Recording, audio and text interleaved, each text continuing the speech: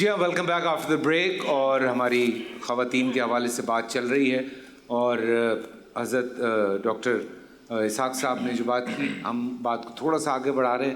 ہمارے ساتھ علامہ فیصل صاحب یہاں پہ موجود ہیں. جی حضرت، آپ کیا کہتے ہیں اس حوالے سے؟ عورت کی گواہی ویسے تو دو عورتوں کی گواہی مل کر ایک مرد کی گواہی کے برابر ہوتی ہے.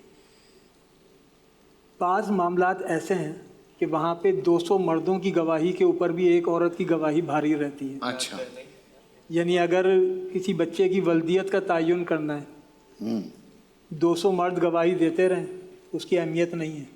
وہ جو ماں گواہی دے گی نا، اکیلے کی گواہی، وہ بھاری ہے. اللہ اکبر، خوبصورت معتبر. تو عورت کی جو گواہی ہے اس کو اس پس منظر میں نہیں دیکھنا چاہیے کہ اس کی گواہی کو نصف رکھا گیا. دوسری جو گواہ ہے وہ اس کی سپورٹ کے لیے ہے.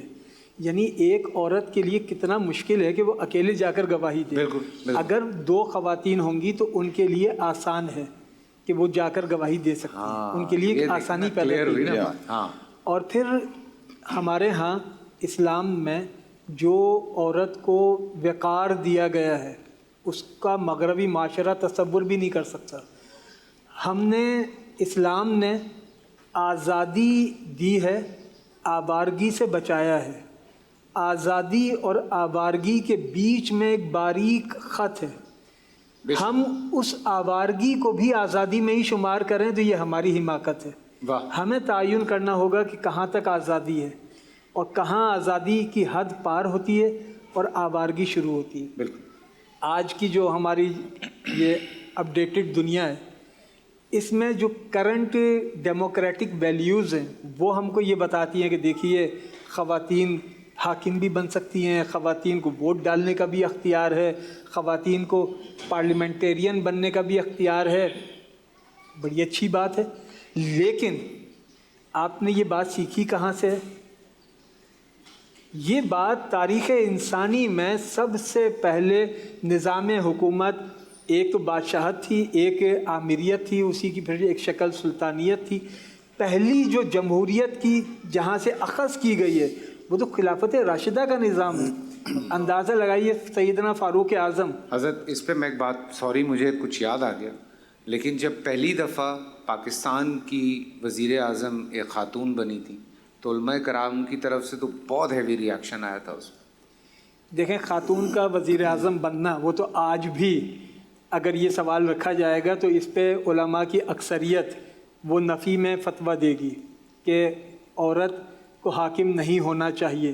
لیکن حکومت میں حصے دار عورت کو بنایا گیا ہے. اچھا جی، کیونکہ جب خواتین سے متعلق فیصلے کرنے ہوں تو مردوں سے مشورہ نہیں کیا جائے گا. سیدنا فاروق اعظم رضی اللہ تعالیٰ عنہ کی کیبنٹ میں 6 صحابیات آپ کی ایڈوائزر تھیں. حضرت عثمان غنی رضی اللہ تعالیٰ عنہ کے دور میں انہوں نے حضرت علی رضی اللہ تعالیٰ عنہ کی صاحبزادی ام کلثوم کو روم کی جانب ایمبیسیڈر بنا کر بھیجا. اب اندازہ لگائیے کہ امریکہ میں 1935 میں یہ طے ہو رہا ہے کہ عورت کو ووٹ ڈالنے کا حق ملنا چاہیے، اور وہ بھی کنڈیشنل، کہ 40 سال کی عمر جن کی ہو جائے وہ خواتین ووٹ ڈال سکتی ہیں. یہ امریکہ میں 1935 میں طے ہو رہا ہے. اور خلافت فاروق اعظم میں حضرت عمر کو ایک عورت روک کر کہہ رہی ہے کہ آپ نے جو مہر کا تعین کیا ہے آپ کو حق نہیں ہے. اللہ، آپ کو حق نہیں ہے کہ آپ مہر کا تعین کر سکیں، کیونکہ جب یہ تعین اللہ اور اس کے رسول نے نہیں کیا تو آپ کیسے کر سکتے ہیں. اور حضرت عمر فاروق یہ نہیں کہہ رہے کہ میں حاکم وقت ہوں، وہ کہہ رہے ہیں کہ ایک عورت نے مرد سے بحث کی، مرد ہار گیا، عورت جیت گئی.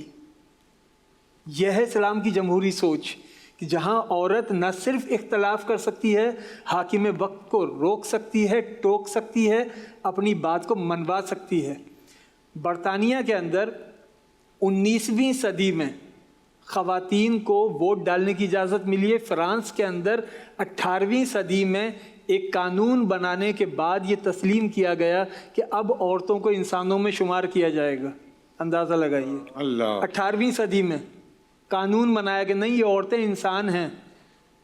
اور 1400 سال پہلے ہمارا دین کیا کہہ رہا ہے کہ بیٹی آ رہی ہے، کونین کا سردار کھڑا ہو رہا ہے، اس کے لیے اپنی جائے نشست پیش کر رہے ہیں. अपनी बीवी की तकरीम कर रहे हैं, बीवी ऐसे हर काम में मशवरा हो रहा है, वो अल्लाह के रसूल सहाबियात उनसे मशवरा कर रहे हैं। ख़वातीन की अहमियत इस हद तक कि आप माशरे में औरत माँ है, बहन है, बीवी है, बेटी है, हर एतबार से मर्द पर उसकी ताज़ीम लाजिम हो जाती है। ठीक।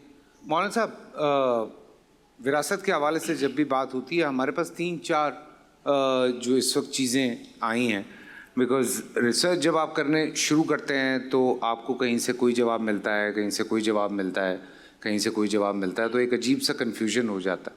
सो ये जो हज़रत ने बात फरमाई, जो हज़रत भी फरमा रहे हैं, इसी बात को थोड़ा सा आगे विरासत के ज़मरे में अगर लेके जाते हैं तो उस बात में क्या ये दुरुस्त है कि 1/3 है उनका हिस्सा, चौथाई हिस्सा है या आधा हिस्सा है, 1/4 है या आधा है, कहीं का या सिर्फ 8वां हिस्सा है। तो ये बहुत सारी चीज़ें मिक्सअप हुई हुई हैं। कहीं पे हमने सुना नहीं आप 50-50 करेंगे बेटी के साथ, कहीं पे हमने सुना कि नहीं 1/4 करेंगे, कहीं पे हमने सुना कि नहीं 8वां हिस्सा बेटी को मिलेगा। तो ये भी सारी बातें होती हैं अलग अलग, और जाहिर सी बात है जो अलग अलग रिवायतें हैं उस हिसाब से लोग जब कोटेशंस कर रहे होते हैं, मैं ये नहीं कह रहा कि कुछ गलत है, लेकिन रिसर्च में एक कन्फ्यूजन होता है तो हम वो जानने की कोशिश कर रहे हैं।